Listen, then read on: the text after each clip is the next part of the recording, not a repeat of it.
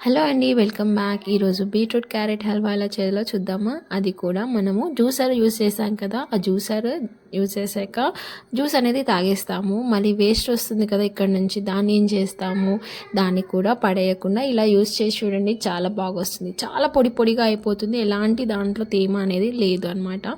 So నేను దాన్ని dosa and idli బ్యాటర్లో use చేశాను. చాలా బాగున్నాయి టేస్ట్, ఏం ప్రాబ్లం అయితే రాలేదు. దోశ రావడం కూడా మంచిగానే వచ్చింది. అండ్ దీన్ని హల్వా చేస్తే ఎలా వస్తుందని ట్రై చేశాను, చాలా టేస్టీగా వచ్చింది. వన్స్ ట్రై చేసి చూడండి అండ్ సబ్స్క్రైబ్ చేసుకోవడం మర్చిపోకండి. సో దీన్ని గిన్నెలో వేసేసుకోవాలి, నెయ్యి వేసి డ్రై ఫ్రూట్స్ వేసేసుకోవాలి. తర్వాత బీట్రూట్ హల్వా మిక్చర్ వేసుకోవాలి. తర్వాత ఇది మంచి గీలో రోస్ట్ అయ్యాక బెల్లం యాడ్ చేయండి. బెల్లం ఎప్పుడైతే కరిగి దీనికి పట్టుకుంటుందో మంచి స్మూత్ టెక్స్చర్ వస్తుంది అండ్ మంచి ఫ్లేవర్ కూడా వస్తుంది అనమాట.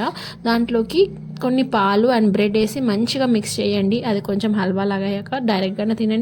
డైరెక్ట్ తిన్నా బాగుంటుంది, లేకపోతే బ్రెడ్ స్లైసెస్ మధ్యలో నన్ను పెట్టుకొని తినండి. చాలా టేస్టీగా ఉంది, ట్రై చేసి ఎలా